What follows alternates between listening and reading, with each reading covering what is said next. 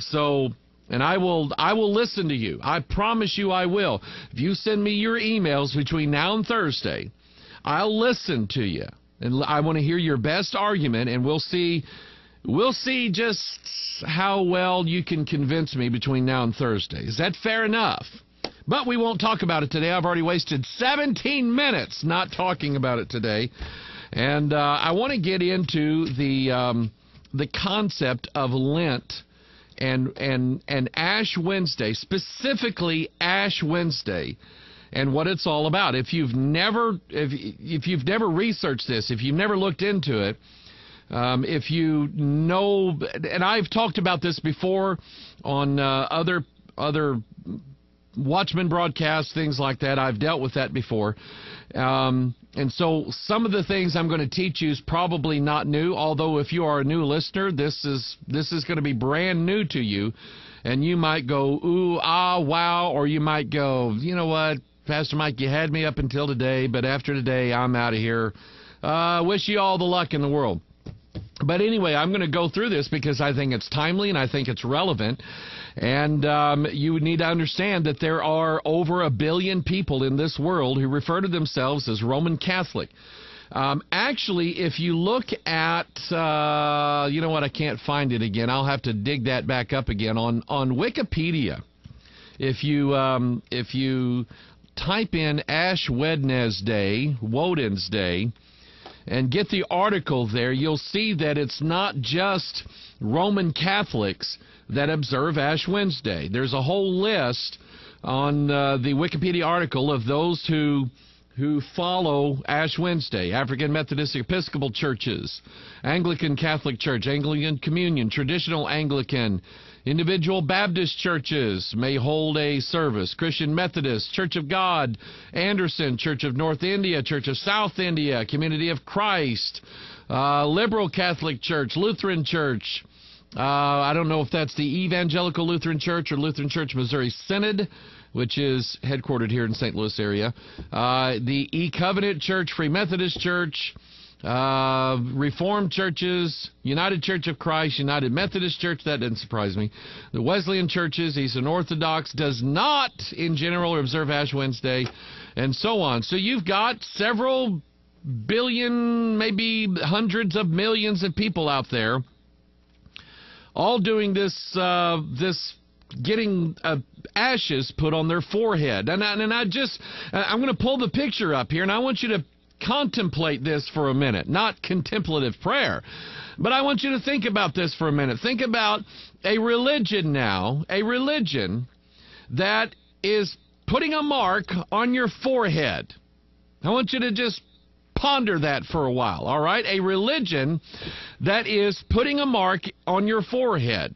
If you know anything about the Hindu religion, you know that they have what's called a Bindi, B-I-N-D-I, I think is what it is, a little red dot on the forehead of a lot of women, some men. I don't know why, I don't know who gets it.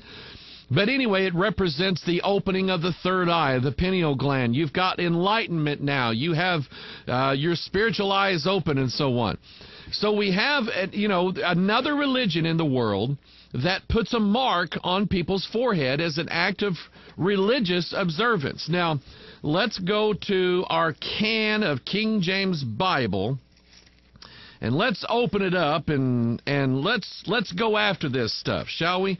Because there are two things in the Bible, in the book of Revelation, dealing with something on the forehead. Let's go to Revelation 14 first. The Bible says, "And I looked, and lo, a lamb stood on the Mount Sion, and with him 144,000, having his Father's name written in their foreheads," having his Father's name written in their foreheads. Now, this is not a mark. It is not just let me show you this. It's not just a symbol of something. It is the actual name of God written in their foreheads. Right up here, behind the skin and behind the very thick skull of Mike Hoggard, lies the frontal lobe of my brain. And by the way, I'll tell you this. I've been doing the research for the Watchman broadcast on the number 7, the sacred number. And I found out that there are 7 parts to the human brain. I just think that's cool. I think that's neato, and I think it's cool. 7 parts to the human brain. I'm going to have to run with that somewhere. I don't know where it's going, but I think it's neat. But anyway, one of those parts is the frontal lobe. And this is where his father's name, the lamb's father's name, is written in their forehead. And it's not a mystery. It's not a secret. His name is Lord. His name is I Am That I Am. There are many names given to us. Wonderful Counselor, the Mighty God, Everlasting Father, Prince of Peace. All these names, all these wonderful, beautiful names given to us in the Bible. And they have their father's or his father's name written in their foreheads. Now, the opposite of this, the exact opposite of this, is, as you see, just a few verses before that, in verse 16 of Revelation 13.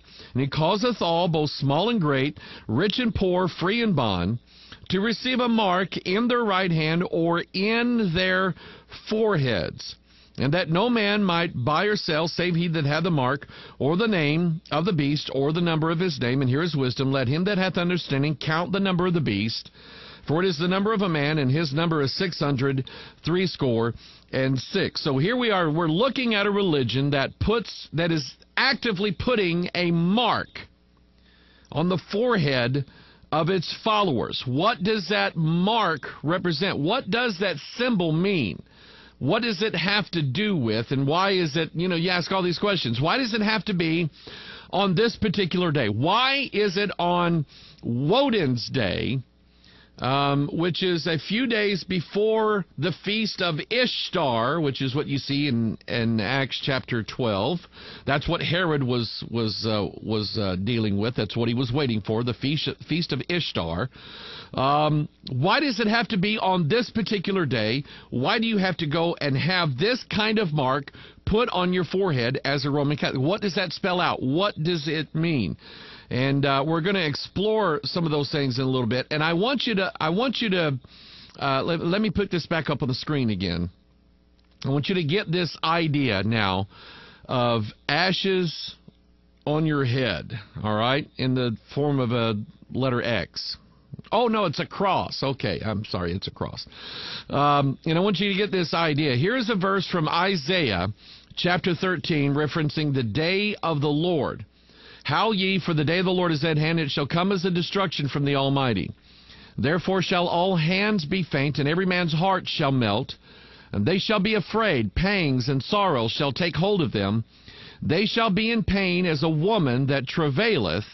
They shall be amazed one at another, and their faces shall be as flames. That's kind of what we're seeing here. We're seeing the remnants now. It's in ashes. Think of where you get ashes from. You get ashes from the end of a ciggy, right?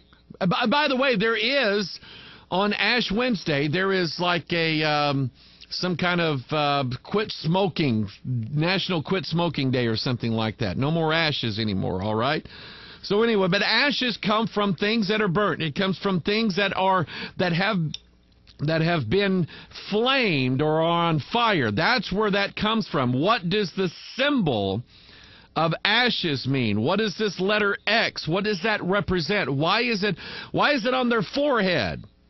Why can't they just get it like on here? Put this on a piece of paper and I'll carry it around next to my heart or whatever. Why does it have to be that particular way? So I did a little research, as I do, and of course, there is a lot of mythology out in the world. There is a lot of mystery cults. The Vatican is like the greatest repository in the world of all the mystery cults in the world. The Vatican and Freemason, the two largest ones.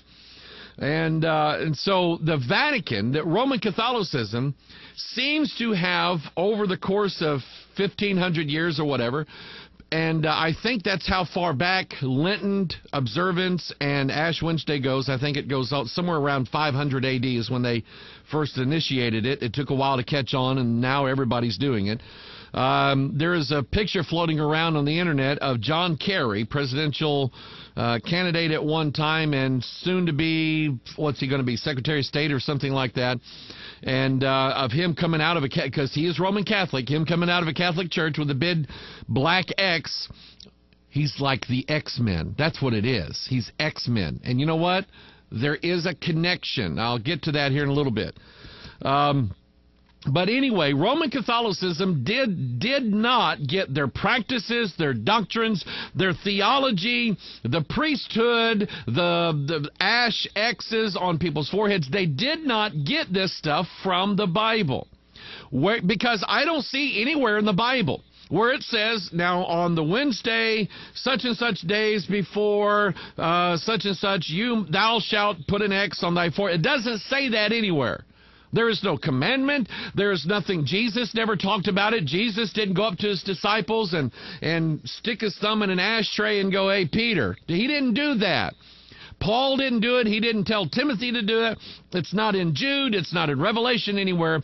Where does this come from? Roman Catholicism, as you probably well know, basically is the repository for mystery ideas and mystery concepts, things that go all the way back to before the flood. There was a mystery cult in existence before the flood. The mighty men of old, men of renown, the pyramid builders, the large temple builders all over the world, they had a mystery cult. Somehow, some way, I don't know quite how yet, but somehow, some way, that mystery doctrine survived and came across, may have been through Ham, although I don't know, but it could very well have been. But anyway, those mystery ideas now are after the flood, and so now we have Babylon, we have Sumeria, we have Egypt, we have Assyria, we have all of these nations in the world, the Canaanites, Hivites, Perizzites, the Amorites. They all had an aspect of this mystery idea and of this mystery cult. What is this mystery that they were talking about? And if you listen to a Roman Catholic priest, that's what you're going to hear. Oh, blessed God, please bless us with the mystery of the Eucharist. I mean, you hear them talk about it, some great big mystery that nobody can ever find out. Well, that's because they don't want you reading the Bible. That's why you can't find out what that mystery is. But, of course, if you read the Bible, then you know what it is. There is a mystery. There's something that they want hidden, something they want to keep secret, something. Blavatsky wrote a book called The Secret Doctrine. It involves the revelation or the future revelation of something that for 6,000 years now has been undiscovered, has been, I'll use the word occulted. And the word occult means a secret, something that is not known, something that is hidden, buried, put in a trap somewhere down deep inside of something, and no one's ever supposed to know what it is. Freemasonry, when they have their rituals and they go into their deals and things like that, it's all a mystery. You can't know what goes on in there. You can't know the grips and all the stuff that happens there. No one is supposed to know these things, except, of course, the sacred people who are inside the building. And so Roman Catholicism gets all of its ideas from all of these mystery cults. And so if you study these a little bit, I don't recommend you spend hours and hours and hours